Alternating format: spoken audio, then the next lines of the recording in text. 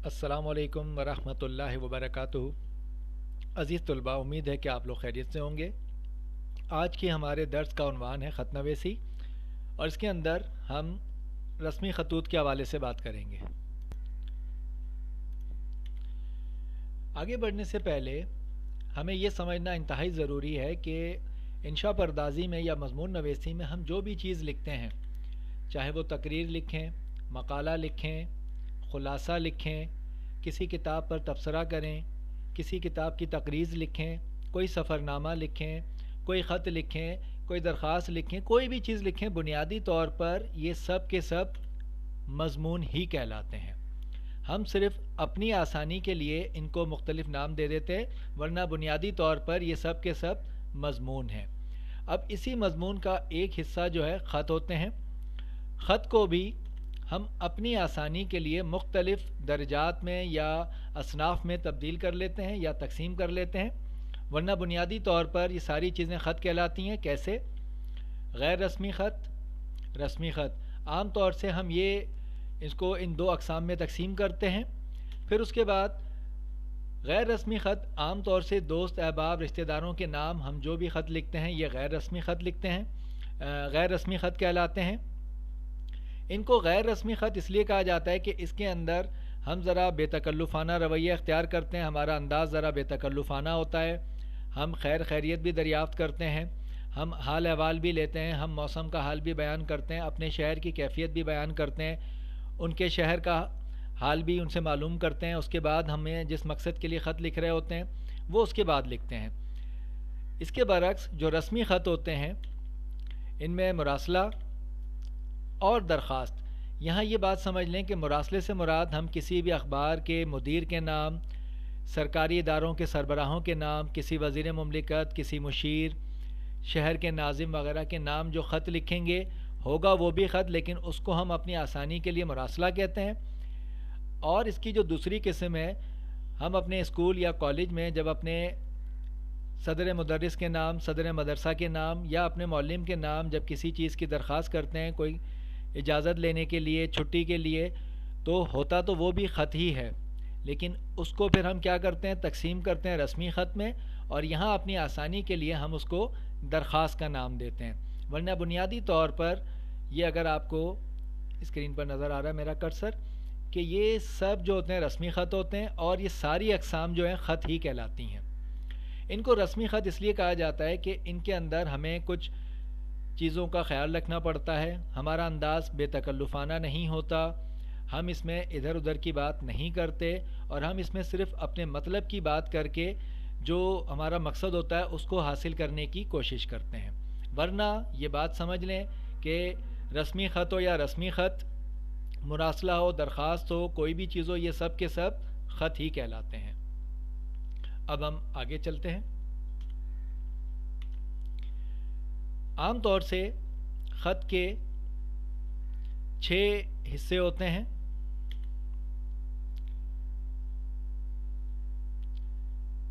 जो आप देख रहे हैं, सबसे पहले सरे नामा।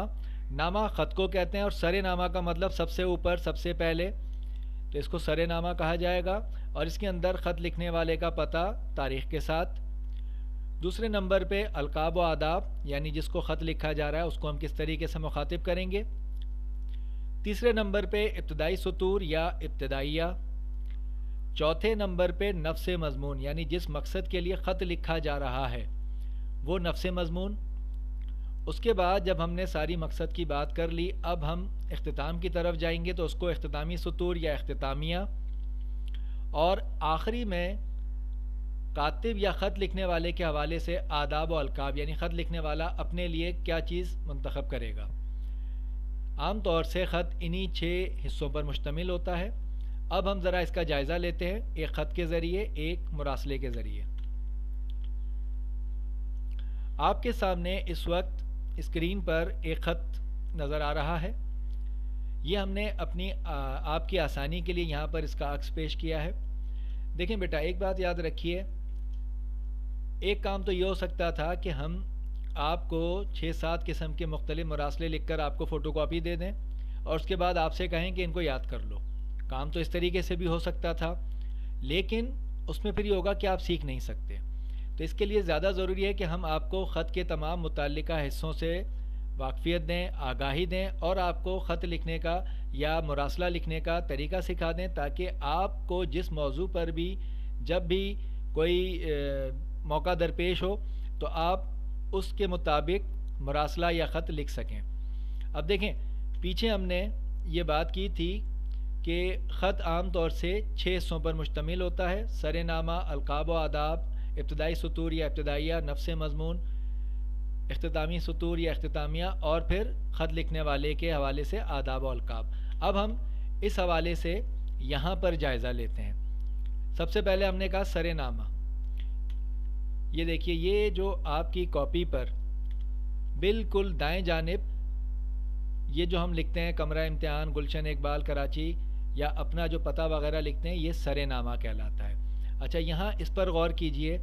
یہ ہم نے ایک سرخ رنگ کی لکیر سے آپ کی کاپی کا جو ابتدائی حصہ ہوتا ہے، اوپر کا حصہ، اس کو ظاہر کیا ہے تاکہ آپ کو سمجھنے میں آسانی ہو. دوسری چیز آپ یہ دیکھیں کہ یہاں پر ہم نے درمیان سے نہیں لکھا، بالکل جو آپ کا حاشیہ ہوتا ہے، یہاں ہم نے حاشیہ کھینچا نہیں ہے، لیکن آپ یہ فرض کر لیں کہ یہ حاشیہ ہے. بالکل حاشیے کے ساتھ انتہائی دائیں جانب سے ہم نے اس کو شروع کیا ہے. اس کے بعد آپ یہ دیکھیں کہ ایک لکیر چھوڑ دی گئی، اور ایک لکیر چھوڑنے کے بعد کیا آ رہا ہے؟ آداب و القاب. اب چونکہ ہم اس وقت مراسلہ لکھ رہے ہیں اخبار کے مدیر کے نام، تو ہم نے مدیر کو مخاطب کیا: محترم مدیر صاحب، روزنامہ جنگ کراچی. یہاں پر روزنامہ جنگ ہم نے آپ کی سہولت کے لیے لکھا ہے، ورنہ اس میں جسارت، عوامی اخبار، عوام اخبار، قومی اخبار، یا کوئی بھی آپ فرضی اخبار بھی لکھ سکتے ہیں. اس کے بعد ان کو ہم نے اسلامی آداب کے مطابق سلام کیا ہے. تو یہ کیا ہو گیا؟ آداب و القاب. اچھا، یہاں آپ اس چیز پر غور کیجئے، یہ کرسر کے ذریعے میں آپ کو دکھا رہا ہوں کہ تاریخ کے بعد ہم نے ایک سطر چھوڑ دی، اور اس کے بعد جب ہم نے یہ آداب و القاب لکھ دیا، اس کے بعد بھی ہم نے ایک سطر چھوڑ دی ہے. ایک سطر چھوڑنے کے بعد پھر ہم نے دوبارہ اس کو پیراگراف کی صورت میں لکھا ہے. اس کو بھی دیکھیں کہ یہ انتہائی دائیں جانب نہیں ہے. یہاں آپ کو اگر کرسر نظر آ رہا ہو کہ یہ انتہائی دائیں جانب نہیں ہے، بلکہ پیراگراف کی طرح تھوڑی سی جگہ چھوڑی گئی ہے. اسی طریقے سے نیا پیراگراف یا نیا پیرا جو ہم نے شروع کیا، اس میں بھی ہم نے بالکل دائیں جانب سے نہیں کیا، بلکہ تھوڑی سی جگہ چھوڑی ہے. اب یہ بات سمجھ لیں کہ یہ جو حصہ ہے اس کو ہم کہیں گے ابتدائیہ.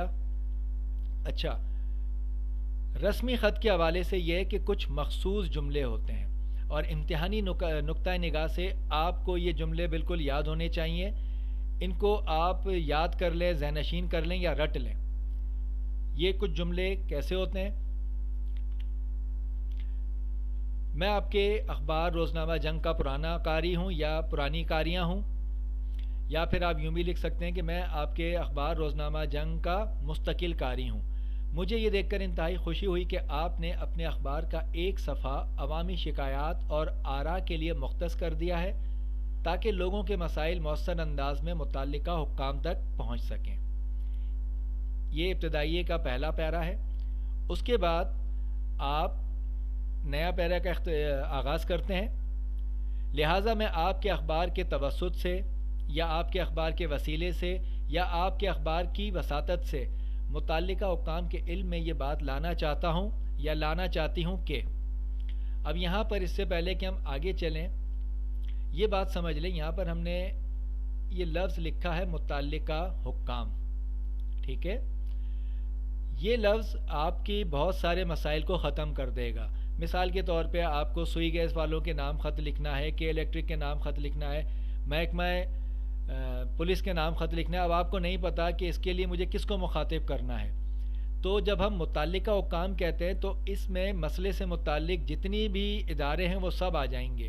یعنی اگر محکمہ پولیس ہے تو وہ بھی آ جائے گا، حکومت ہے تو وہ بھی آ جائے گی، شہری حکومت ہے تو وہ بھی آ جائے گا. تو آپ اپنی آسانی کے لیے بجائے اس کے کہ آپ ڈائریکٹر اور کیا کہتے ہیں مینیجر، زونل مینیجر اور اس طرح کے الفاظ جو ہے یاد کریں، آپ صرف یہ ایک لفظ یاد کر لیں: متعلقہ حکام. یہ متعلقہ حکام آپ کے بہت سارے مسائل کو حل کر دے گا، یہ لفظ.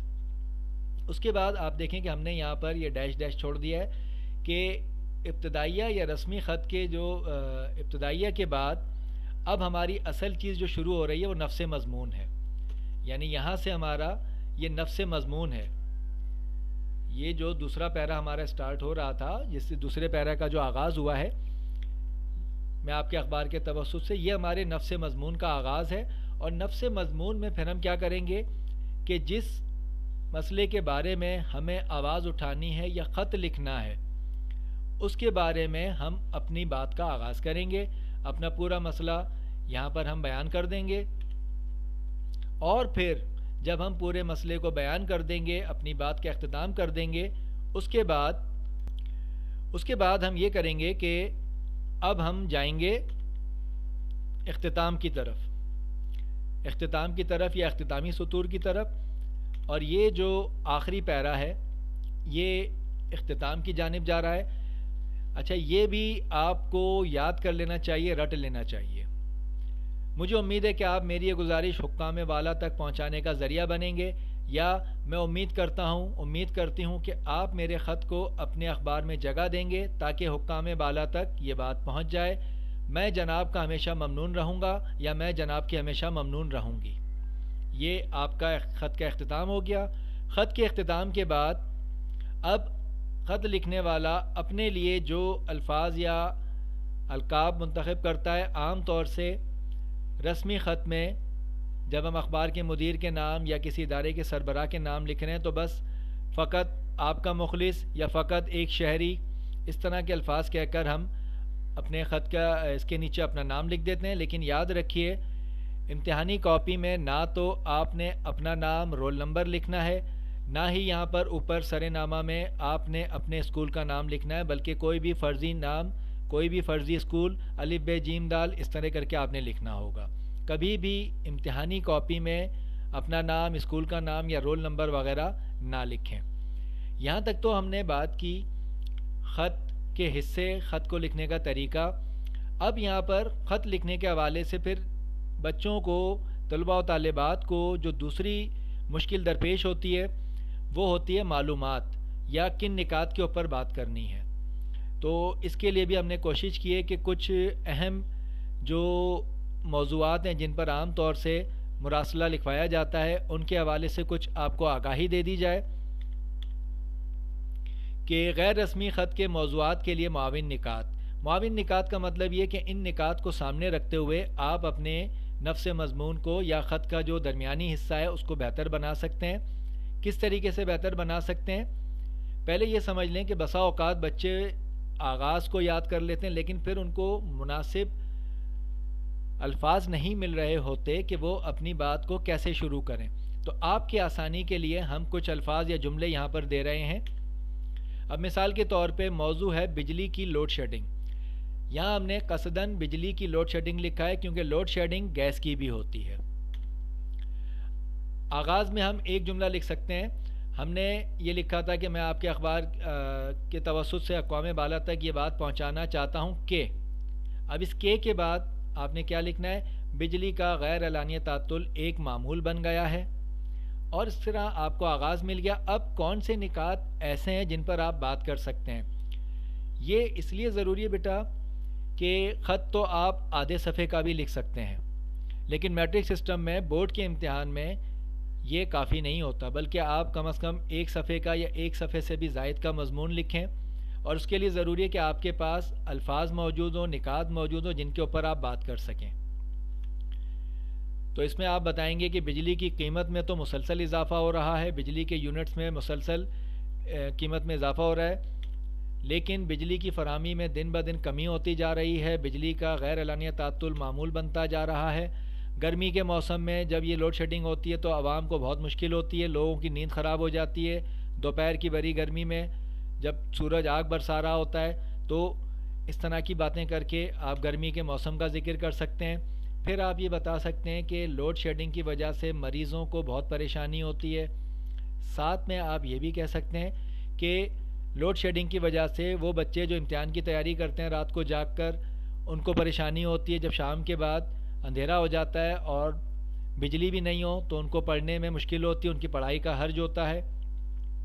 اور ساتھ میں آپ چاہیں تو یہ بھی کر سکتے ہیں کہ برقی آلات کا نقصان، کہ جب بجلی معطل ہوتی ہے اس کے بعد اچانک آتی ہے تو لوگوں کے قیمتی برقی آلات مثلاً T V, tube lights, fridge وغیرہ یہ جل جاتے ہیں. تو ان نقصانات کا آپ ذکر کر سکتے ہیں.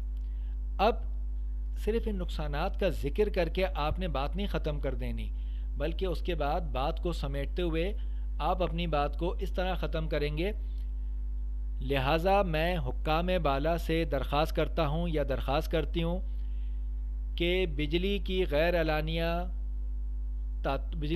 اعلانیہ تعطل کو فوری طور پہ ختم کیا جائے، عوام کو بجلی مکمل طور پر فراہم کی جائے تاکہ مریضوں کو پریشانی نہ ہو اور طلبہ کی پڑھائی کا حرج بھی نہ ہو. ٹھیک ہے. اس کے بعد پھر وہی آخری جو اختتامی سطور ہوتی ہیں، میں امید کرتا ہوں کہ آپ اپنے خط میں، لیکن اس سے پہلے آپ کو یہ نکات مل گئے. اب ایک اور موضوع کو دیکھتے ہیں: گیس کی قلت. اس کے لیے ابتدائی جملہ آپ اس طرح لکھ سکتے ہیں، آپ چاہیں تو کچھ اور بھی لکھ سکتے ہیں، لیکن آپ کی رہنمائی کے لیے ہم نے صرف ایک جملہ لکھا ہے: فی زمانہ گیس ایک بنیادی ضرورت بن گئی ہے، لیکن گیس کی فراہمی میں مسلسل کمی واقع ہو رہی ہے. اور پھر آپ اپنی بات کر سکتے ہیں کہ سرد موسم میں گرم پانی کی ضرورت ہوتی ہے منہ ہاتھ دھونے کے لیے، وضو وغیرہ کرنے کے لیے. کھانا اور ناشتہ بنانے میں دقت ہوتی ہے اگر گیس نہ ہو تو. ناشتہ نہیں بنتا تو بچے بغیر ناشتے کے اسکول جانے پر مجبور ہوتے ہیں، جس سے ان کی صحت کے مسائل پیدا ہوتے ہیں. گیس کی عدم فراہمی کی صورت میں لوگوں کو مجبوراً باہر سے کھانا منگوانا پڑتا ہے، جو کہ ان کی جیب پر بھی بھاری ہوتا ہے اور مضر صحت کھانا ان کی صحت کے لیے بھی نقصان دہ ہوتا ہے. اگر آپ مزید نکات بڑھانا چاہیں تو آپ اس کو اس طرح سے بھی یہ بھی شامل کر سکتے ہیں کہ سی این جی کی قلت کے باعث گاڑیوں کو جب سی این جی نہیں ملتی تو عوام کے لیے پبلک ٹرانسپورٹ یا عوام کی جو گاڑیاں ہوتی ہیں ان میں کمی ہو جاتی ہے، اور گاڑیوں کی قلت کے باعث عوام کو اپنے دفاتر اور جائے کار پر پہنچنے میں مشکل ہوتی ہے. ٹھیک ہے. اور یہاں پر بھی آپ انہی نکات کو سمیٹتے ہوئے پھر اپنے اس پیرا کا اختتام کریں گے کہ لہٰذا میں حکام سے درخواست کرتا ہوں یا درخواست کرتی ہوں کہ گیس کی قلت کو ختم کر کے گیس کی مستقل فراہمی کو یقینی بنایا جائے تاکہ لوگوں کی جیب پر بھی اثر نہ پڑے اور دیگر مسائل بھی پیدا نہ ہوں. اس طرح کر کے آپ اپنی بات کو سمیٹ سکتے ہیں. پھر ایک اور موضوع کو دیکھتے ہیں: پانی کی قلت. اس کے لیے ابتدائی جملہ یہ ہو سکتا ہے: پانی انسان کی سب سے بنیادی ضرورت ہے، لیکن شہریوں کی یہ بنیادی ضرورت بھی پوری نہیں کی جا رہی. ہمارے علاقے میں کافی دنوں سے پانی کی قلت ہے، یا ہمارے شہر میں کافی دنوں سے پانی کی قلت ہے. اس کے بعد آپ ان نکات کی بنیاد پر نفس مضمون چلا سکتے ہیں، نفس مضمون اپنا بڑھا سکتے ہیں تاکہ ایک جامع قسم کا خط آپ لکھ سکیں.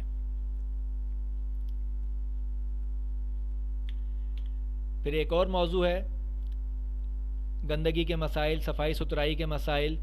اس کے لیے آپ اس طرح آغاز کر سکتے ہیں: پیغمبر اسلام صلی اللہ علیہ وآلہ وسلم نے صفائی کو ایمان کا حصہ قرار دیا ہے، اس لیے ہمیں خود بھی اور اپنے ماحول کو بھی صاف رکھنا چاہیے، لیکن شہر میں گندگی کے ڈھیر اس کی نفی کر رہے ہیں.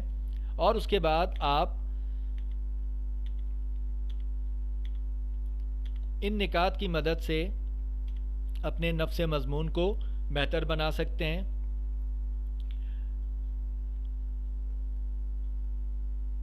آگے چلتے ہیں، ایک اور موضوع کو دیکھتے ہیں: ٹریفک کے مسائل. شہر کراچی میں ٹریفک کے مسائل روز بروز بڑھتے جا رہے ہیں، جن کی وجہ سے حادثات ہوتے ہیں. اور پھر آپ ان نکات کی بنیاد پر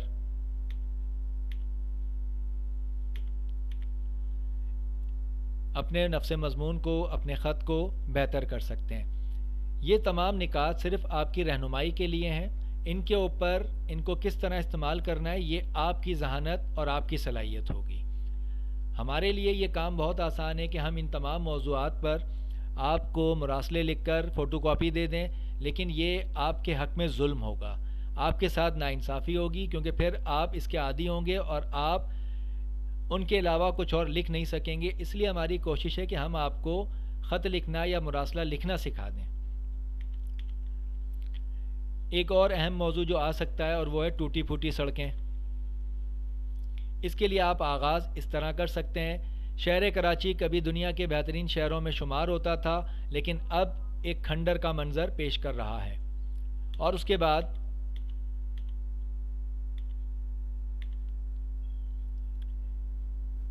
یہ 5-6 نکات آپ کے سامنے ہیں۔ ان نکات کی مدد سے آپ اپنے نفس مضمون کو بہتر بنا سکتے ہیں۔ اس سے پہلے کہ میں آپ سے اجازت چاہوں، ہم چاہیں گے کہ ان تمام باتوں کا ایک دفعہ اعادہ کر لیں۔ یاد رکھیے کہ یہ جتنی بھی موضوعات ہم نے آپ کو دیے اور معاون نکات آپ کے سامنے پیش کیے، یہ آپ کی رہنمائی کے لیے ہیں۔ اس میں یہ ہرگز ضروری نہیں ہے کہ جس ترتیب سے ہم نے آپ کے سامنے پیش کیے آپ ٹھیک من و ان وہی ترتیب برقرار رکھیں، بلکہ آپ اس میں اپنی سہولت کے لحاظ سے ان ترتیب کو بدل سکتے ہیں، الٹ پھیر کر سکتے ہیں۔ آپ چاہیں تو کسی نقطے کو ہٹا بھی سکتے ہیں، آپ چاہیں تو ان میں مزید کسی نقطے کا اضافہ بھی کر سکتے ہیں، لیکن بنیادی بات یہ ہے کہ ان کو سلیقے سے برتنا، ان کو سلیقے سے استعمال کرنا آپ کو آنا چاہیے۔ اگر آپ اس میں کامیاب ہو گئے تو یاد رکھیے کہ آپ کے لیے پھر کسی بھی موضوع پر خط یا مراسلہ لکھنا مشکل نہیں ہوگا۔ اس کے ساتھ ہی میں آپ سے اجازت چاہوں گا۔ اللہ حافظ۔